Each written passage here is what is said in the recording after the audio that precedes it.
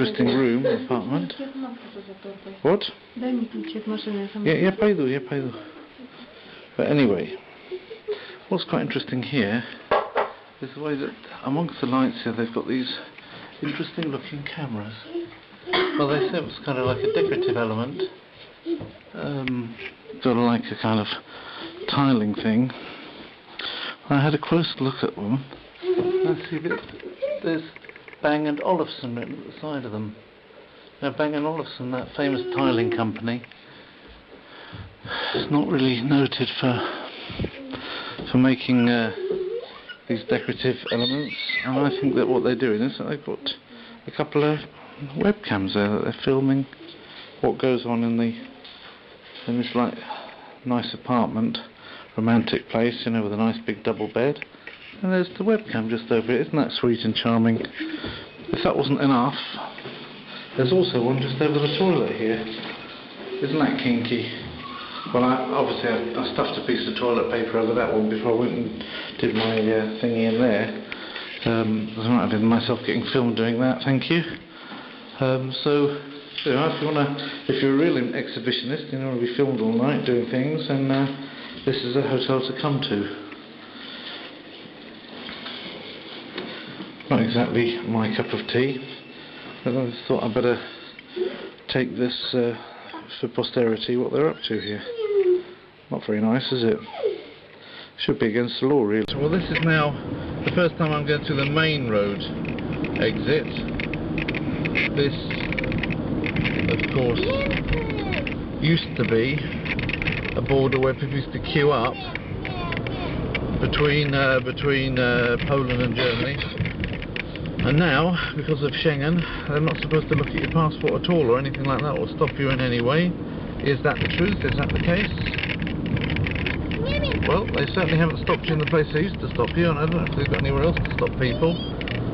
Why they would ever build one for Schengen when they've already had one from before.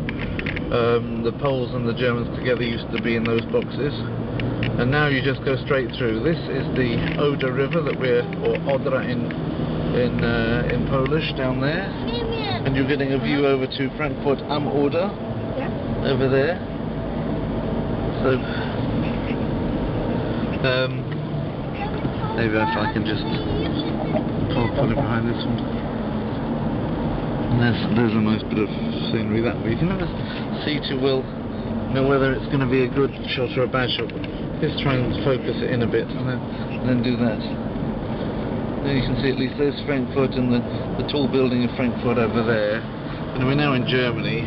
Drive 57 kilometers. Yeah. There's nothing here that says welcome to Germany or anything. You are over the speed limit. That'd be a bit too much to ask on this side. Well, there might be in a minute. Maybe I'm just jumping the gun a bit. What? Okay. So this is it. Oh, here we go. There's a sign. Bundesrepublik Deutschland. The Bounders Republic. And there's something which tells you what the speed limits are, and here's something that says you're in Brandenburg. Neue Perspektiven entdecken. Discover new perspectives in Brandenburg. That's one of the Länder. Brandenburg, of course, is also a concerto, and it's also a city, but that's not exactly what they have. They're just also warning that they've got a toll for lorries, but not for cars. Germany's always been very good about that. You don't have to pay any kind of... It's one of the main transit countries of Europe. You don't get from east to west in this continent without going through Germany, unless you want to go, you know, the long way around. Then you have to go completely outside of the European Union to go to Switzerland, and all of those places down there, they've all got toll roads. Both Austria, you have to pay a toll. Switzerland, you pay a one-off toll for the year, even if you're going for 5 minutes. So, and everybody pays it, because you can't do anything in Switzerland without a motorway. So therefore, Germany is the sort of like the fair player in all of this, and doesn't actually charge you for money to take your car through, although it does if you're over 12 tons, I think. But that's fair enough, because a 12-ton lorry does far more damage to the roads than a car does. You could you could carry on with cars almost all the time on roads and they wouldn't get damaged, but it's the 12-ton trucks which actually do all the carving up of the road surfaces. And another good thing is, of course, that they tend to use cement or concrete to build the roads, which means they're a little bit louder to ride on, but they're safer. You've got better grip in the wet, and also they last an awful lot longer. Your tyres don't last so long, but then that's another matter. And the other thing is, we won't be mining the cement autobahns for oil in the future, which we'd probably have to do on the asphalt-based ones. So we're next to where the turn-off is. If you go through the city of Frankfurt and Schlubitz, then you come out here. It's an interesting thing. I used to do that to save time, but it's obviously not needed anymore now that we're in Schengen. Right, this is the, now we're being through Germany on motorways just like this. Reißverschluss erst in 200 Meter. Let me tell you what that means. That means zip up. Ein Reißverschluss is what you have in your trousers, your zip, yeah? The idea is that one's supposed to be allowed in from one side, and then the other from the other side, just like when you do your zip up. You first, the zip takes one from the left and then one from the right, and that's the idea of a Reißverschluss on the road. In most countries it's considered, if you know that you're going to have a kind of what's the word, if you know that you're going to have some kind of a narrowing of the lanes, and you're supposed to get in as early as possible. It's pretty, actually somebody was very polite behind me, thank you very much. That's because they were actually Dutch. They didn't get the idea of what a Reißverschluss is, because that's a German word, a German idea. The Germans are supposed to let one in one side and then one in the other side, and then it all goes apparently, in Deutsche Ordnung. Whereas everybody else sort of like misunderstands it and thinks it's polite to start moving over into the default lane an awful lot earlier. And it causes havoc and also misunderstands when people are doing it as it should be, like only going to the end and expecting to be let in. Then people think, oh, how rude, how German, how rude, etc. But actually it's just an effective use of the road space. I mean, if you're going to say, well, this is where the lane narrows, let's start, 200 metres earlier or 600 metres earlier, well, why not make it 10 kilometres ago? Why not make it so that the whole of the road, which should be a three-lane motorway, becomes like a two-lane one for the last 15 kilometres, just because people want to be excessively polite. And that's why it says Reißverschluss erst in 200 Meter, or earlier than that, erst in 600 Meter. So don't start doing it too early, because we need to use the road that there is, and then do it at the last minute, which may seem kind of strange, but if people know what they're doing, then that's actually normal. And this, let me just change lane, because what we've got here is the River Rhine, here near Duisburg, so we can have a nice look.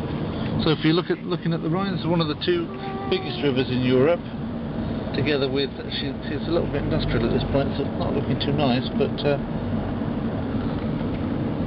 this is the Rhine anyway. Down there's probably a bit nice, and just to show you how big it is, there's a very large bridge on it. And there's big barges, even sea-going boats can go down the Rhine quite a long way. So that was quite handy that we got across it. Somebody's German flag snapped off their car. There's a lot of German flags around today, because they got through to the final, regardless of my prediction stroke hope that we'd have a Russian-Turkish final. Both Russia and Turkey both fell out. Turkey lost to Germany, Russia lost to Spain, and those are the two nations who are going to be battling it out in the final. And so everybody's got their flags out for Germany right now. It's not that Germany's suddenly got a kind of nationalist revival and is going to start invading other countries again, or at least I hope not, because we can do without that. But everybody wants the German team to win. Well, all the Germans want the German team to win at football. I'm not bothered one way or the other between the German team and the Spanish team. But I would have liked to see Russia win actually in the end, but that wasn't to be. I'm glad that two of the three teams which I said that I was favouring actually got through to the semi-finals. That's Russia and Turkey. The other team I was supporting was obviously Poland, so I didn't do that badly on my predictions, but there we go. You can't always back a winner, so even Randy Lawford can't back the winners all the time, so there we go. Okay, so that's Sophie on a rock. So we're near to automatically everybody suddenly freezes when you take a film, as though as though I've got a film in my camera, and that if they were to walk across while I'm taking a photograph, it would cause the whole film to be ruined. Of course, in these ages of digital photography, you don't even need to worry that much if you walk across someone's photograph or film. It can always be redone. Of course, I get a little bit irritated when people come up and talk while I'm talking. But anyway, this is all about the stop in Tom Hyder that we have here. Tom Hyder being the last stopping place and toilet before, with the little rocks and things on, before you leave Germany for Holland. We wanted to basically just spend some euros in a shopping thing here. I think that Germany's a little cheaper than Holland, if I'm not mistaken, and we wanted just to get some groceries, just a couple of things to eat in the car, and then also some tea. Some German products are quite good and quite cheap, so we wanted to take advantage of that. We're looking for an Aldi. My machine in there, this machine, has told me the way that I have to go through this village here, which is called, oddly enough, Vankum, spelled W-A-N-K-U-M, which no doubt has been the topic of a lot of laughter for English tourists passing through this road from time immemorial. And then you go down there, past that house there, which has got a lovely amount of wacky great big solar panel on it, which is very good. One of the things that I like about Germany is the way they try and look for alternative energy sources to the traditional fossil fuel ones. And then over in that direction is Wachtendonk, and over there in about 6 kilometres of road from here is the Aldi that we'll get some groceries from before going on to Holland and then on to the United States. So there she's sitting like a goat on the rock, coughing away to herself. And later on she'll remember how she climbed up onto that rock, because it's all on film. I think she should have several parking spaces at once for himself. So let's record that so that he can be named and shamed. It's not very good behaviour, is it? VIE TD74. No, it's not. As your neighbours will tell you that it isn't. What else can I see around here? That's the main road again, just going by there. Hello. Right, and hopefully we can get on the journey again in a moment. Oh, here we go, a bit more climbing.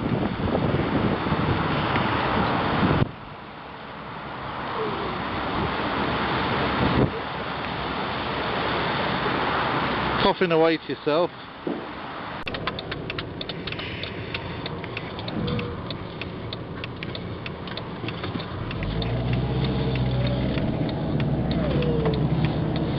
So we're going. Prepare to turn right in 950 meters. Guided by Patricia here to the Aldi. Although if I see another one on the way, I just picked out Aldi from the list of shops in the region that's in this thing, because I happen to know Aldi is, not an expensive store, and it's got a wide variety of products. But if I see anything that I know or that looks good on the way, then I can always stop instead of going to Aldi, which is now it's 4.1 kilometres away. In 100 meters. At least with Aldi you know what you're going to get. You're not going to get top quality gourmet stuff, but you won't be paying through the nose for it either. So I think it's what we want. So there Drive we are. 3.6 kilometres. I've always wondered what Wankum was like. I thought I'd try it just the once and see if it's alright for kicks. Here it is anyway, the famous place Vankum. Just let's hope it's not a habit that sticks to to drive through this every time I come here now, because I don't want to be dismissed as a Vancombe resident whenever I come out with an opinion. It's quite pleasant, isn't it? There's a China garden, looks nice. Am I still doing what it's telling me to do, or I'm kind of not really listening to her properly, am I? It gives you an idea of what a small German town looks like. And most Germans live in small towns like this. There's Deniz, which is Turkish for the sea, good German name there. So it's not big. Some interesting architecture over there. Almost what you'd see by, you know, up there by the Baltic Sea on these resorts. Actually, it's a very nice microclimate. Look at the things people can grow in their gardens. Look at that mallow.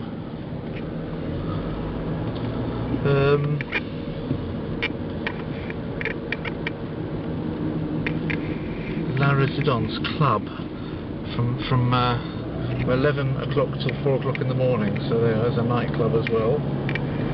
So if anybody needs to go to the nightclub, they're also catered for in Vancombe. You don't have to be reduced to what it sounds like.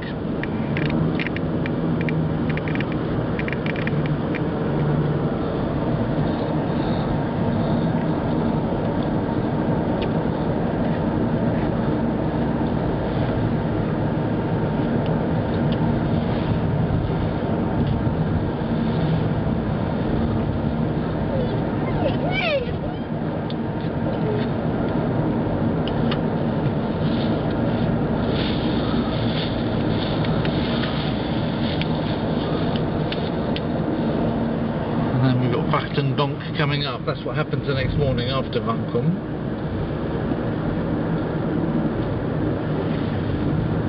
Also known as nocturnal tumescence. I think it wants me to go straight on. It only wants me. This is the top left-hand corner. This is the best thing. It tells you that to go right in 1,600 meters. So even when she's not saying you anything, there's a continual stream of information from that top left-hand corner as to what it wants you to do, and sometimes that's the more accurate way of finding out what you're supposed to be doing with this. The inevitable wind farm. This only has 2 or 3 windmills up there. You are over the speed limit. Oh dear, that's a serious matter in Germany. Ordnung muss sein. There's the river Nears, which isn't a very big one. Something like that. And flags are up everywhere at the moment. So in 960 metres I get to turn right, and then shortly after that we should see the LD. Be an interesting test if prepare to turn right in 800 Patricia metres. gets it right or not, if there is an LD there or not. Be interesting to see whether that particular plot of gold at the end of the sat-nav rainbow. I'm over the speed limit. That's it. That's me all the way. So we're at 520 metres now. I turn right. Interesting if it took a photograph of me taking a photograph of it. Prepare to turn right in 300 metres. Turn right in 300 metres. Take next right in 100 metres, then bear left. You are over the speed limit. Oh, that's remarkable because I'm barely doing anything. Over the speed limit. Bear left. In 30 metres, bear left, then take second right. Look at all these lovely flowers they've Take got. second right in 100 metres, then arrive at destination. I wasn't quite sure. Oh, in 70 metres I've got to turn right. In 50 metres, turn right, then arrive at destination. Is there an Aldi here or not? Well, there's something. But arrive at destination. It's not exactly the destination because it sent me off just before the car park, but at least I can see it, and that's the main thing. I may have to go round to it now, but it doesn't really matter. It took me to an Aldi. That's very clever. Thank you for that. So I've just used this to calculate the way. I'm just still next to this Aldi thing, by the way. My wife and Sophie have gone in there. So and here we've got the route that it's calculated to go back. I've still got 581 kilometres to go to get to Hertfordshire to my destination, Hemel Hempstead, and you think so, that's going to take me 5.5 hours. What mode of crossing the channel it has in mind for me, I'll find out later. But it doesn't take me back through Vancombe again. It presumably thinks once a day is enough for a man of my age, so it goes straight down to the motorway, avoiding Vancombe the second time. Up here is somewhere called Kudik, which is quite remarkable. It looks a little bit Dutch, doesn't it? Or like a mixture of the Dutch Y in there with the German Koe for a cow, and then Dick, which is Dutch for Dick, as in Dick Van Dyke, which was a dyke with a dick.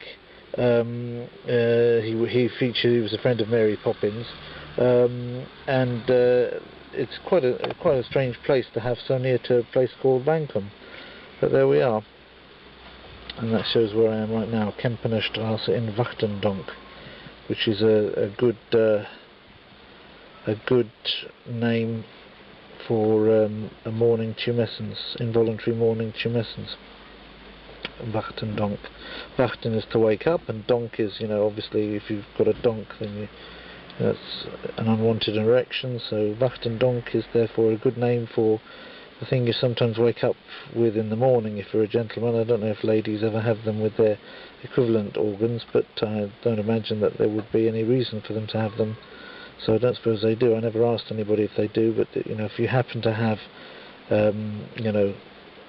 morning stimulation, if you're a lady and you want to tell me about it, well, there's always a comments section, but if you want to keep it to yourself, then perhaps that's even for the better. I don't know how it would change your image in the eyes of people, other viewers of my films, if you were to come out and tell us all about that. I don't know how that would affect matters for you, so perhaps keep it to yourself if you do have that matter. So, lots of kids running around. And as you can see, it's showing us Tunnel sous la Manche. So we're going to go on the tunnel underneath the channel to get to England. Well, it's probably not that far away now, about 30-40 kilometres away from here. This is next to Dunkirk, where the Dunkirk landings took place, of course. So shortly I'll be taking the film of us joining the Channel Tunnel. Machine here, so that it shows you how high you are above sea level. At the moment it's 9 metres. Well, it has got down to as low as 2 metres in some dippy parts. Of course, in between here and the sea, which is over there, the French and the Belgians have got sort of like a raised elevation or causeway, so that the sea can't that easily just come over and flood the whole place if there's a high thingy. But those beeps, by the way, were the SMS signals you get whenever you go into a new country, telling you that you're in a new country in case you hadn't noticed, and telling you what the costs of the services will be for roaming in that country. And they do vary enormously, not so much on the calls cost or the incoming SMS. Incoming SMS are always free wherever you go in Europe, if you've got a European registered phone. Calls cost is always 1.10 zloty incoming, 2.2 zloty per minute outgoing. But where the big variety is outgoing SMSs. I've had it going everywhere from 0.53 zlotys to 1.2 zlotys, with Belgium, one of the networks of Belgium, being the cheapest, and by a long way, and this French network being the most expensive that I've seen today. But that's where the big variety is. Everything else is pretty much regulated. Okay, so this is how you drive down the tunnel. I didn't actually feel too good about oh, that's the mirror gone. Oh, never mind. So it's actually, this is a bit of a tight squeeze on the tunnel, actually, the Chrysler. But it is. I don't like doing photographing things like entry systems, and so I haven't done that. But you can see at least how the cars drive onto the tunnel like this and park next to each other. I don't think this is a security risk. In fact, a lot of people take photos in this part of the tunnel, so it's not. So what we got here is the Dartford Tunnel going under the River Thames, which looks like Thames but isn't pronounced Thames. For those of you who are not aware of the Thames, it's pronounced Thames. And well, it's a bit of an annoyance, this, because not only do they take £1 off you without giving any form of receipt, which is all very well if you're in the UK, because if you've gone somewhere and it's obvious that you must have crossed this, then the tax office will accept you just writing down, oh yes, and I put £1 in this way and £1 in that way, crossing the Dartford Tunnel and the Queen Victoria or whatever it is bridge that's in behind it. You go one way through the tunnel going northbound, you come back over that bridge, which you can just see over there. Maybe I can zoom in on it a bit. See the bridge there, that with the stream of lights behind there. It's not focusing where I want it to, but if it focuses here, then it will focus on that as well. Oh, there you can see it much nicer now. You can see the bridge going behind it there, over there. That's the Queen Elizabeth Bridge or something that goes over the Thames, and if you go, where did I put that £1 coin? So if you give it, I'm probably not, they're probably going to tell me this is security or something, I shouldn't film it. But basically, if you just have that as an excuse written down, you know, that it'll be accepted for tax, but it wouldn't be on the continent, so it's a bit much from taking money and not giving you a receipt. You just chuck the coin in and it lets you. So what we got here is the Dartford Tunnel going under the River Thames, which looks like Thames but isn't pronounced Thames. For those of you who are not aware of the Thames, it's pronounced Thames. And well, it's a bit of an annoyance, this, because not only do they take £1 off you without giving any form of receipt, which is all very well if you're in the UK, because if you've gone somewhere and it's obvious that you must have crossed this, then the tax office will accept you just writing down, oh yes, and I put £1 in this way and £1 in that way, crossing the Dartford Tunnel and the Queen Victoria or whatever it is bridge that's in behind it. You go one way through the tunnel going northbound, you come back over that bridge, which you can just see over there. Maybe I can zoom in on it a bit. See the bridge there, that with the stream of lights behind there. It's not focusing where I want it to, but if it focuses here, then it will focus on that as well. Oh, there you can see it much nicer now. You can see the bridge going behind it there, over there. That's the Queen Elizabeth Bridge or something that goes over the Thames, and if you go, where did I put that £1 coin? So if you give it, I'm probably not, they're probably going to tell me this is security or something, I shouldn't film it. But basically, if you just have that as an excuse written down, you know, that it'll be accepted for tax, but it wouldn't be on the continent, so it's a bit much from taking money and not giving you a receipt. You just chuck the coin in and it lets you make the comment that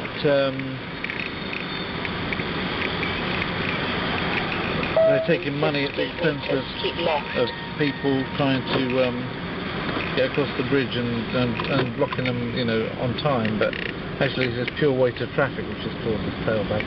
It turns out there's Biffa, that's Biffa Bacon's rubbish cleaning service.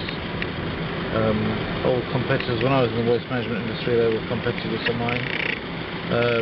Now, of course, I wish them luck against the people I was working with, because I wasn't particularly well treated in that company. But less than that. Good luck to you anyway, Biffa.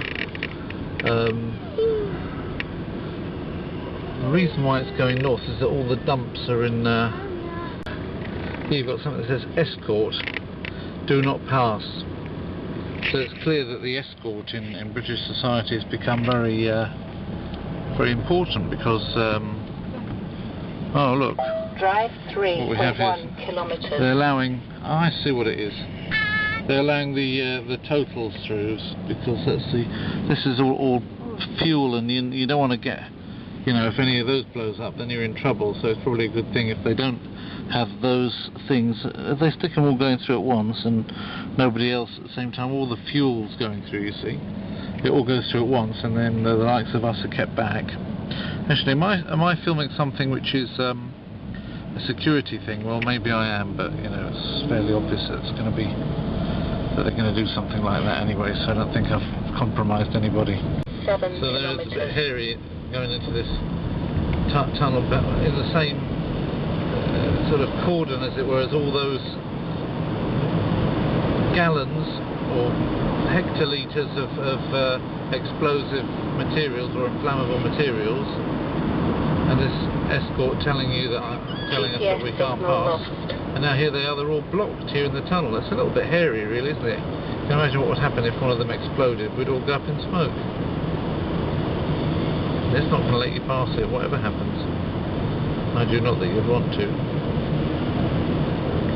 So this is the Dartford Tunnel, going under the Thames River. It only goes in one direction, but the signs are given in both directions, just in case they change their mind and ever need to have, you know, work done on the bridge, and then we can have traffic going up and down this. Hence you've got keep clear, actually even on both of them, you've got keep clear on both lanes, both written upside down and the right way around as well.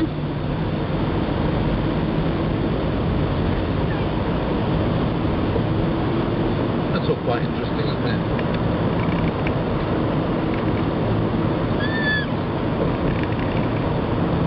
In 300 meters. Because if you don't, you go down the M11. You don't want to come down the M11. 100 meters, keep right. You didn't want to do that. You didn't want to go down the M11.